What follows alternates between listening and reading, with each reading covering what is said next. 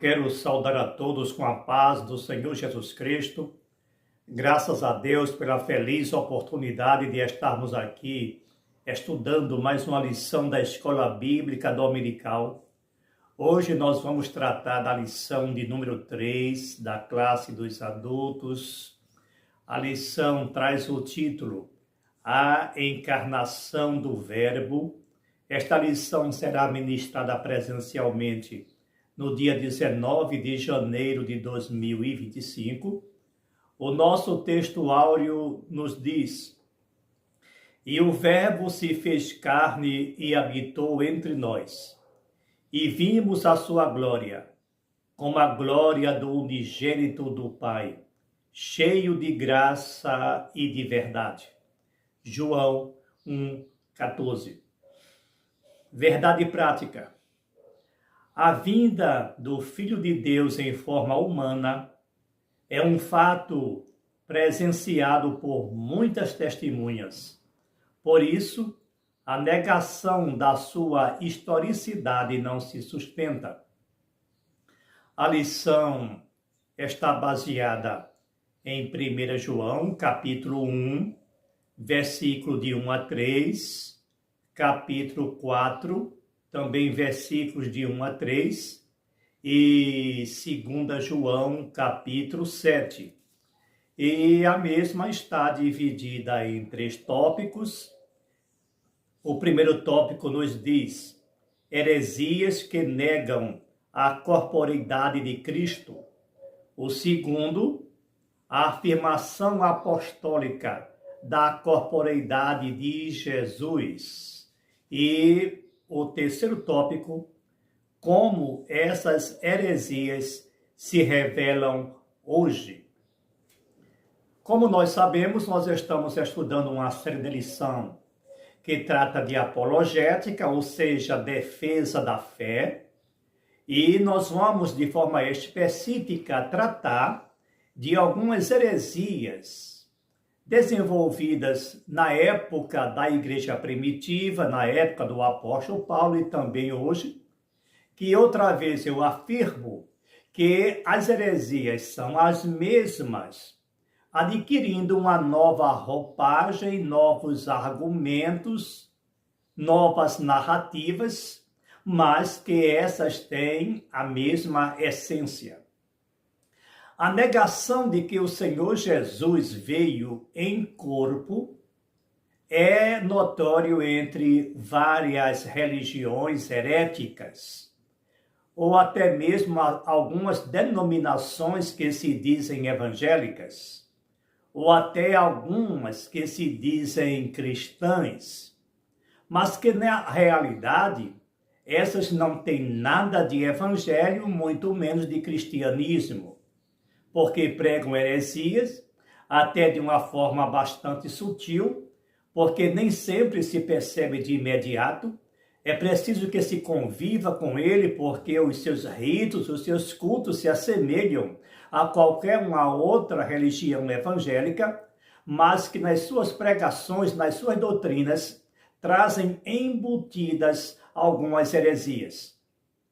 E entre essas, nós podemos encontrar justamente a negação da divindade do Senhor Jesus Cristo, a negação de que o Senhor Jesus veio em corpo, muito embora na epístola de João, em uma das epístolas, é afirmada que as pessoas que negam que o Senhor Jesus veio em corpo, este não é de Deus. É porque antigamente, ou seja, no início da igreja, na igreja primitiva, existia algumas heresias e entre esses grupos existia um que pregava que o Senhor Jesus Cristo, ele não era humano, ele não tinha nenhum traço de humanidade e que ele não veio em corpo, e para isso ele apresentava vários argumentos. E estes grupos heréticos eram chamados de docentismo.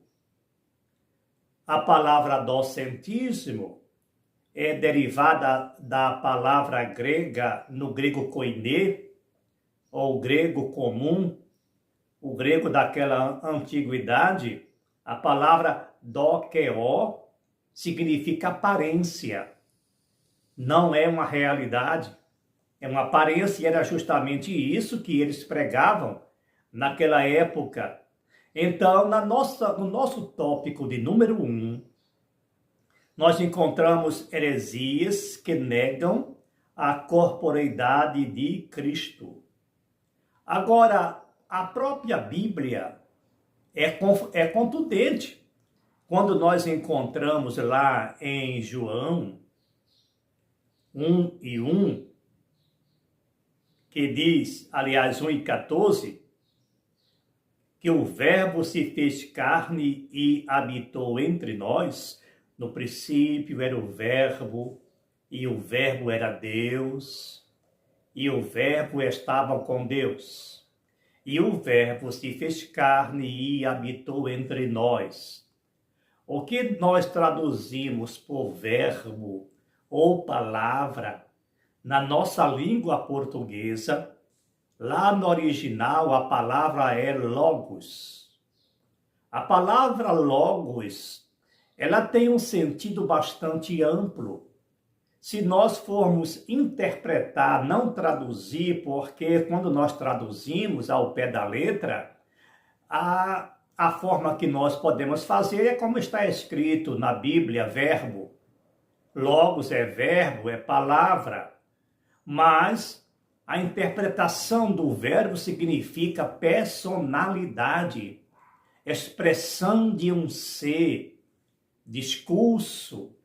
Tanto é que no grego moderno, hoje, pregação, discurso, a palavra é logia, que é derivada justamente da palavra logos. Então, logos significa a essência de um ser, uma personalidade, uma mensagem, uma mensagem com uma personalidade, um ser pessoal.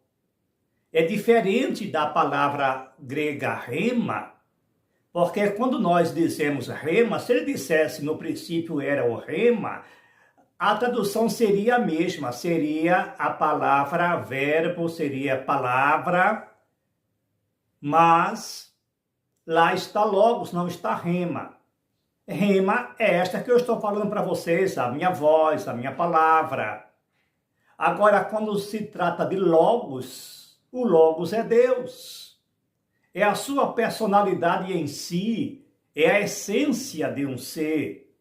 Então, é dito em João que a princípio existia essa personalidade que se materializou em forma humana. Então, Jesus Cristo é Deus humanizado, assunto que nós iremos tratar na próxima lição. O que nós queremos analisar aqui é justamente o pensamento herético desse grupo da época que também ainda continua hoje, dizendo que o Senhor Jesus não veio em carne, Jesus não veio em forma corpórea, e diz aqui justamente na nossa lição, o docentismo é a mais antiga heresia da história da igreja e consiste em negar que Jesus tivesse tido corpo físico humano. Sua humanidade era simplesmente uma aparência como um fantasma. E na sequência, no subtópico 2, o que os docetas ensinavam sobre Jesus? Os seguidores dessa heresia ensinavam muitas coisas fora das escrituras e contrárias à palavra de Deus. O nosso enfoque destaca a humanidade de Jesus como um verdadeiro homem. Lucas descreve um começo muito humano. Jesus teve origem, Jesus teve parente, Jesus teve mãe, que somente as pessoas que têm fé admitem isso, só as pessoas que creem no milagre, que creem em um Deus soberano, que creem em um Deus onipotente, é que admite essa mensagem bíblica. O Senhor Jesus, que antes era apenas o Logos, ele se projetou para a raça humana. É por isso que ele é chamado de Emanuel, que é Deus conosco, porque de um Deus inacessível, como diz a palavra, que ele habitava nas mais inacessíveis luzes, um Deus transcendente, ele se projetou em direção ao ser humano, se tornando um Deus imanente, um Deus presente. Por isso ele foi chamado de Emanuel, que significa Deus conosco, Deus entre os homens. Deus sempre desejou habitar com os homens, habitar conosco.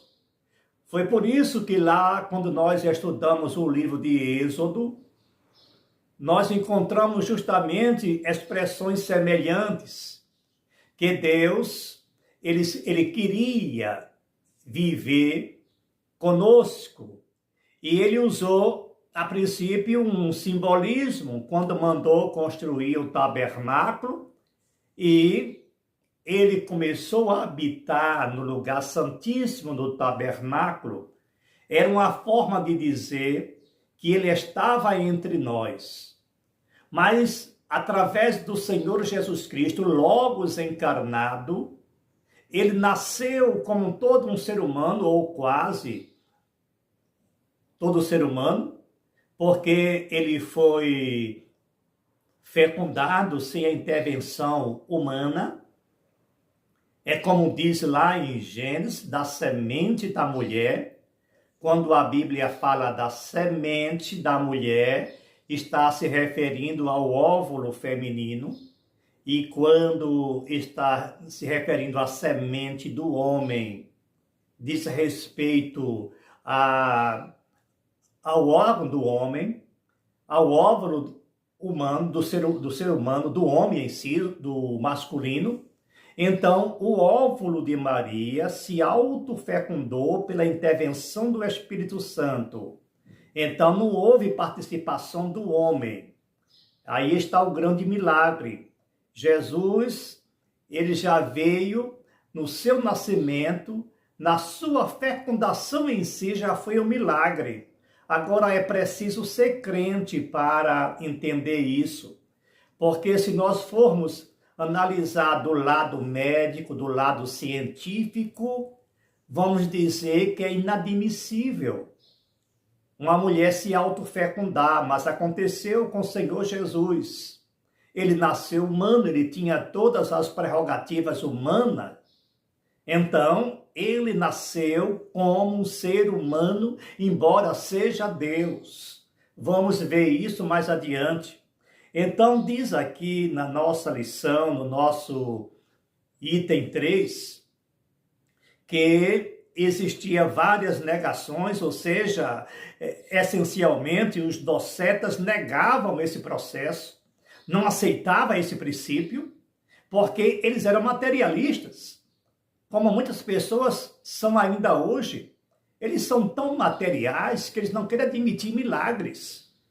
O item 3 diz o que os principais docetas diziam sobre Jesus.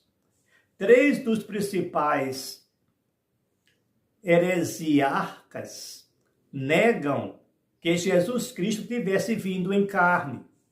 Cerinto negava o nascimento virginal de Jesus Cristo e ensinava o docetismo. Ele foi contemporâneo do apóstolo João em Éfeso. Saturnino, o principal representante do gnosticismo sírio, ensinava que Jesus Cristo não nasceu, não teve forma e nem corpo. Foi simplesmente visto de forma humana e mera aparência. Messião é outro hierarca, que negava ser Cristo verdadeiramente humano, mas quanto ao seu corpo, não se sabe da sua opinião dele. Era apenas uma aparência ou uma substância etérea. No entanto, a Bíblia declara de maneira direta que Jesus nasceu, mencionando até mesmo o local, em Belém da Judéia, e época do reinado de César Augusto, imperador romano, está lá em Lucas capítulo 2, versículo 1. A Bíblia fala também do corpo físico do Senhor Jesus Cristo. E ele, por estar em um corpo físico, ele possuía todas as limitações do ser humano. Ele teve sede, ele teve fome, ele se cansou. Isso são elementos inerentes ao ser humano. Ele nasceu em local, existe local do seu nascimento. Ele teve um pai adotivo, José. Teve uma mãe biológica, Maria. Teve irmãos. Ele aprendeu, ele foi para a escola, ele participou de todos os rituais judaicos. Aos 12 anos, ele participou do Bar Mitzvah, e ele aprendeu com a inteligência incomum, evidentemente, porque ele foi preparado para isso desde o princípio.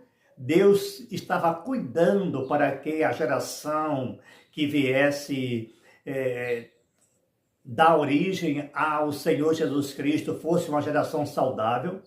Daí nós podemos entender a preocupação de Deus com a saúde, não somente física, mas a saúde mental do povo judeu. Ele não estava preocupado com a nacionalidade.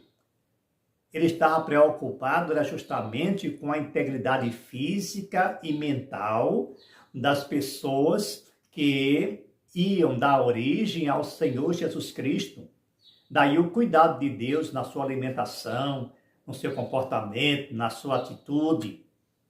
Então, Jesus Cristo foi um homem, mas uma pessoa saudável, porque ele teve origem em uma família saudável, justamente porque Deus se preocupou em que o povo judeu fosse um povo saudável, portanto era humano.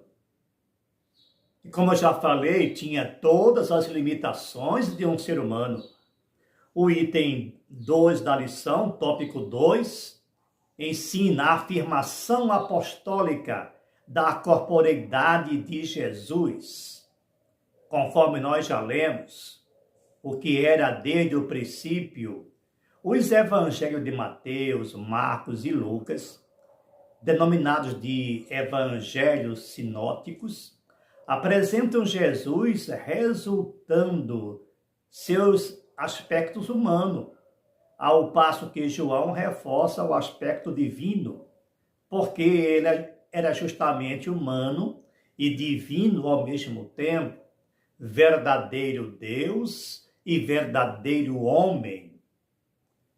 Então, conforme diz aqui no texto, o que era desde o princípio é uma interação daquilo que o apóstolo afirma na introdução do evangelho que leva o seu nome. No princípio era o verbo.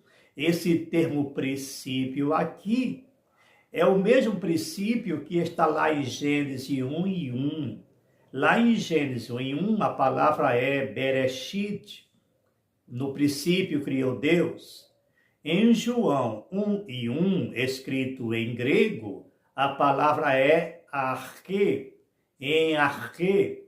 Então, esse princípio aí refere-se a um princípio eterno, a uma eternidade remota, mostrando que ele sempre existiu. Jesus é coeterno com Deus. Então, esse verbo aí sempre existiu. Agora, o que foi gerado foi o homem Jesus. Então Jesus, ele não foi criado, ele foi gerado. É importante essa diferença. Ele foi gerado um ser humano, mas ele era desde o princípio e ele mesmo afirmou isso, quando ele disse: antes que Abraão existisse, eu sou.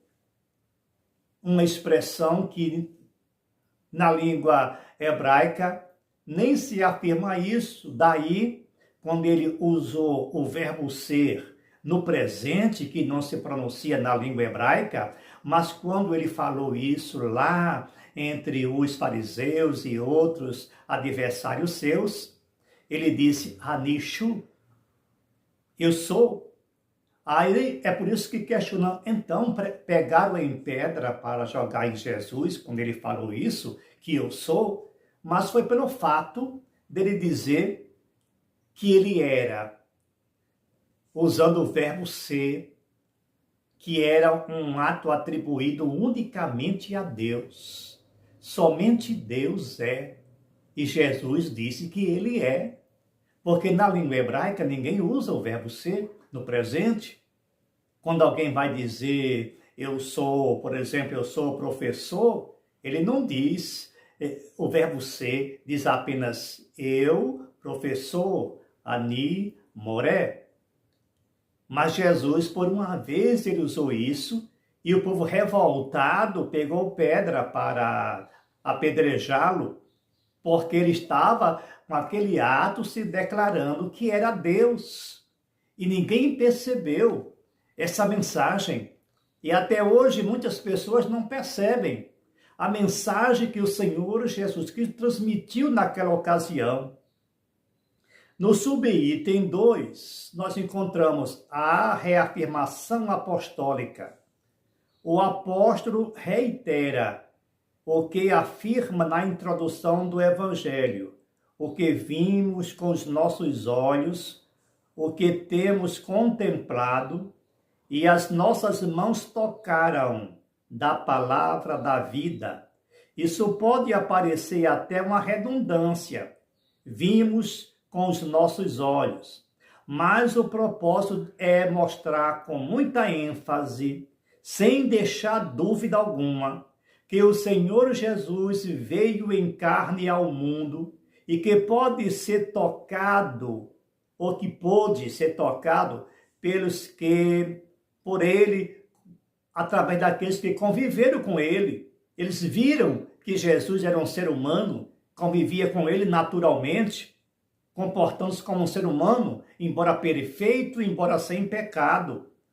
Ele sofreu sob Pôncio Pilatos, ou seja, padeceu das mãos de um personagem da história. Logo, o Senhor Jesus só pode também ser alguém da história, conforme está lá em Romanos 1 e 3.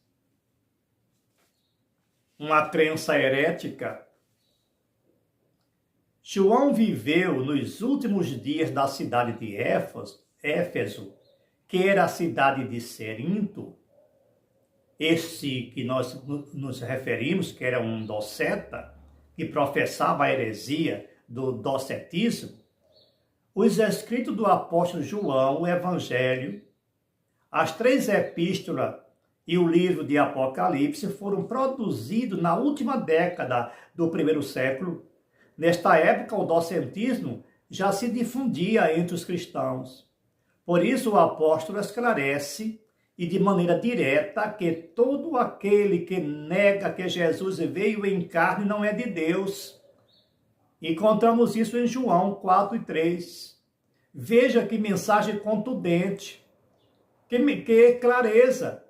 Todo aquele que nega que o Senhor Jesus veio em carne não é de Deus. Então, negar que Jesus veio em carne é justamente uma grande e profunda heresia.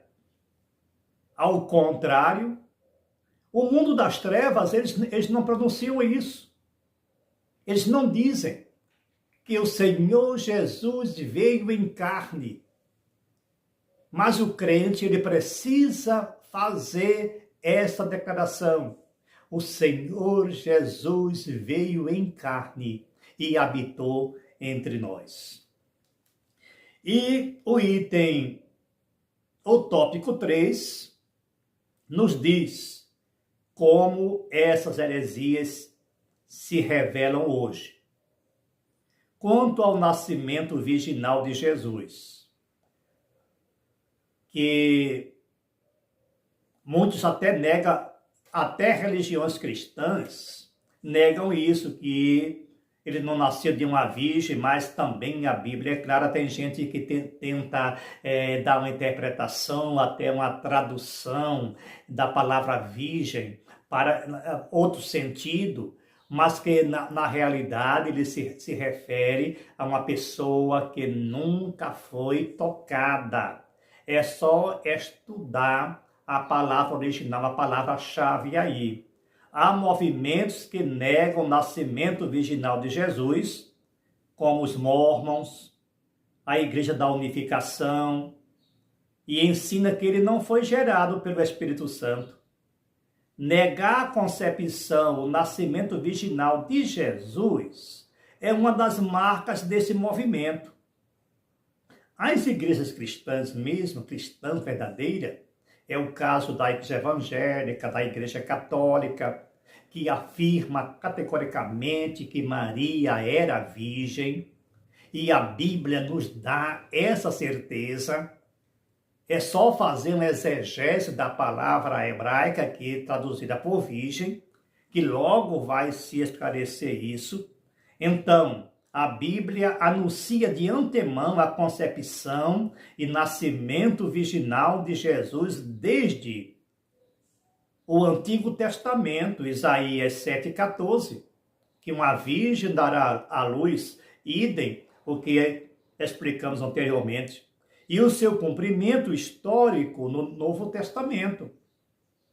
Jesus foi gerado pelo Espírito Santo. Eu volto a afirmar, Jesus não foi criado, porque ele já existia. Jesus foi gerado. Mateus 1, 18 e 20.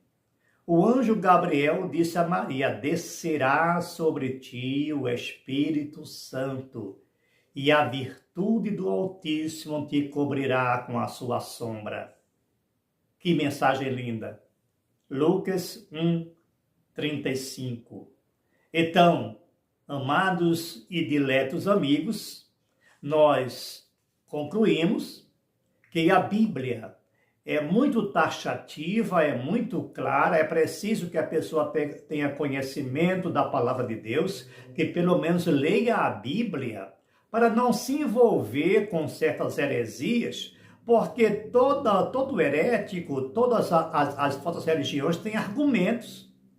E tem muitas que têm até o requinte de apresentar texto bíblico, embora distorcido, fora da realidade. Mas quando a pessoa não tem a preocupação de julgar, de analisar, de comparar, de estudar, aí se envolve. É por isso que existe tantas pessoas, tanta gente em falsas religiões, pensando que está no caminho certo.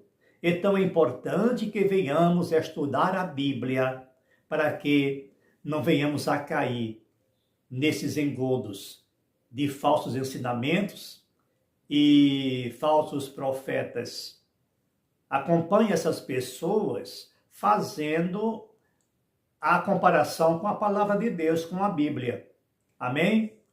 Deus vos abençoe e que a graça do Altíssimo possa trabalhar no nosso coração e na nossa mente para a glória de Deus Pai. Muito obrigado pela sua atenção, por acompanhar esses momentos. Não esqueça de deixar o seu like, de se inscrever no canal, de compartilhar esta videoaula para que mais pessoas possam ser beneficiadas com a palavra de Deus e que possamos crescer no conhecimento e na graça. Deus vos abençoe e até a próxima aula.